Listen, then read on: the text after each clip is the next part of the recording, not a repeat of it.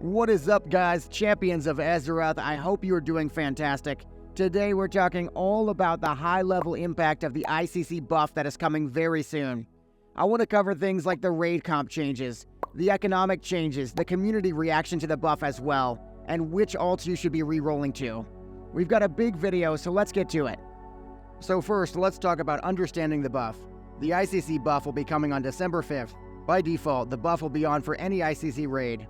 If you're concerned about being forced to do the easier version of the raid, you don't have to worry. You can turn the buff off at the entrance at Tyrian Forging. And the buff will be starting out as a 5% buff to health, healing, and damage. Every 2 weeks from then, the buff will ramp up 5% more. That means we'll be getting the 10% buff on December 19th, then the 15% buff on January 2nd.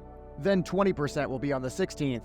25% will come on January 30th, and the 30% final buff will come on February 13th, 2024. You should check out the video in the top right for a complete deep dive into exactly what to expect with the buff. So now that you're caught up on the buff, let's talk about how it changes everything, like your raid composition. The first common raid adjustment will be to stack more damage than ever before. The goal will be to push for faster clear times and higher parses. Instead of running 5 healers, guilds will run 4 for heroics, and sometimes even 3 depending on the fight. The first healer to go will be the Resto Druid or the Holy Priest. Then the next cut healer will probably be the Resto Shaman. In general, healing and tanking will go down in demand. Meanwhile, DPS will be going up in demand at the same time. Another alternative raid comp adjustment some guilds will make is to make difficult fights easy. An example of this would be running 8 healers on Cindergosa, since your damage will be so high that you can afford it. You could even 6 heal fights like heroic Lich King, where it would be almost impossible with the current DPS checks.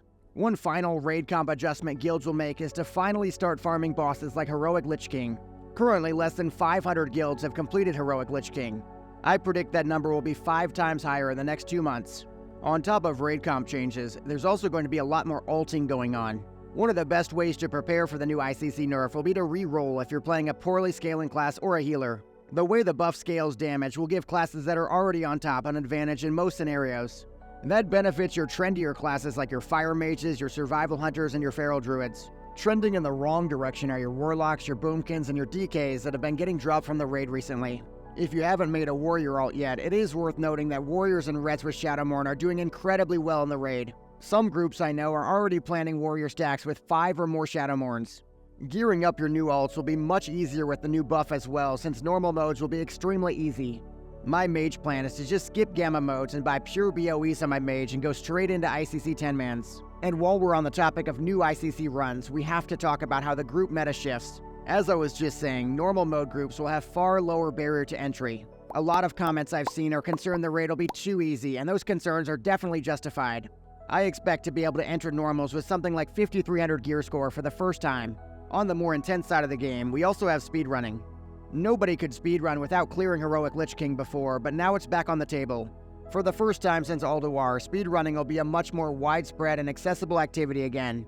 Runs will be cutting as many healers as possible while stacking high-scaling classes like fire mages and Shadowmourne warriors.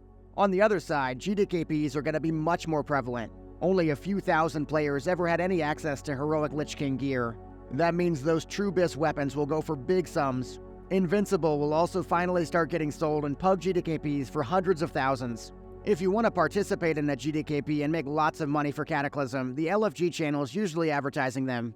I also use a Discord called Stacks to find runs on Fairlina, and your server should have something similar. So let's talk about the economic impact of the buff.